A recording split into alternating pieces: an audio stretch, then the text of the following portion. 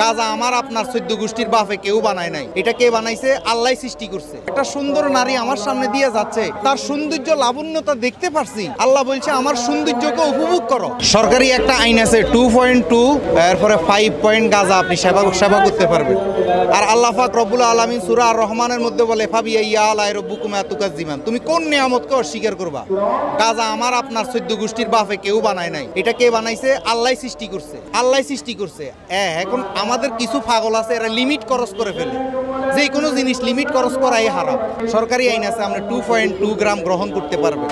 এখন আপনি যারা গাঁজা খায় এদেরকে আপনি মদকা দর্পণে দিতে পারেন, এদের কারণে আপনি মাজার ভাঙতে পারেন না।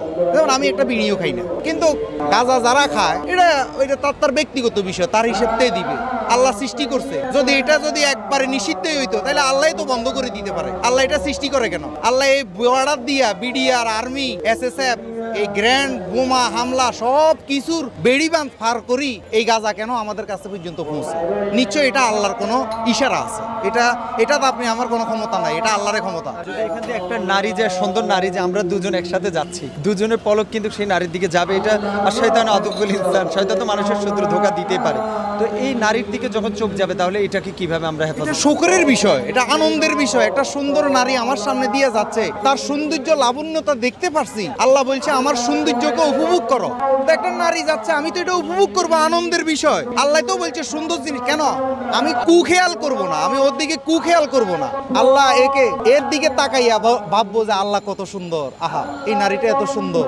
এটা আল্লাহ তো কোরআনেই বলছে সৌন্দর্যকে দেখার জন্য। এটা মূলত কিছু কওমিপন্থী, উগ্রপন্থী, এদের কৃষ্টি কালচার, মানে এরা যা করে এগুলো প্রতিষ্ঠিত করার জন্য আমাদের উপরে জোর করে চাপাই দিচ্ছে। ক্ষমা চাই, যতটুকু করছেন এতটুকু থামেন। আমরা সহিংসতা চাই না। আপনারা আদর্শ দিয়ে, আপনাদের চারিত্রিক গুণাবলী দিয়ে আপনারা পুরো বিশ্ব জয় করেন, আমাদের কোনো আপত্তি নেই। কিন্তু আদর্শ ছাড়া এভাবে লাড়ি দিয়ে, আগুন দিয়ে মানুষের ঘরবাড়ি লুট করে মাজার ভেঙে তো আপনি সঠিক ইসলাম প্রতিষ্ঠিত করতে পারবেন না। যে ইয়ানাফসি সকল মানুষে করবে, এটা একটা বানোয়াট কথাবার্তা। আল্লাহ ঘোষণা দিচ্ছে সিদ্দিকিন, সলেহিন, ওলি আল্লাহগণ, ওমর, এরা জিন্দা, এরা রিজিক প্রাপ্ত।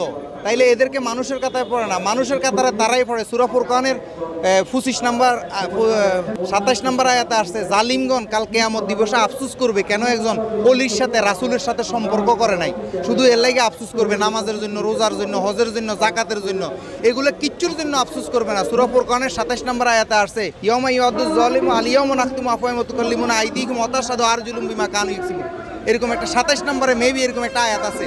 জালিমরা আফসোস করবে, জালিমরা ইয়ানাফসি করবে। নবীগণ, সিদ্দিকগণ, এদেরকে আল্লাহ নাউম কই ঘুমাইয়া দিছে। এরা কিয়ামতের মাঠে বাদশা হিসাবে, রাজা হিসাবে উঠবে। এদের কোনো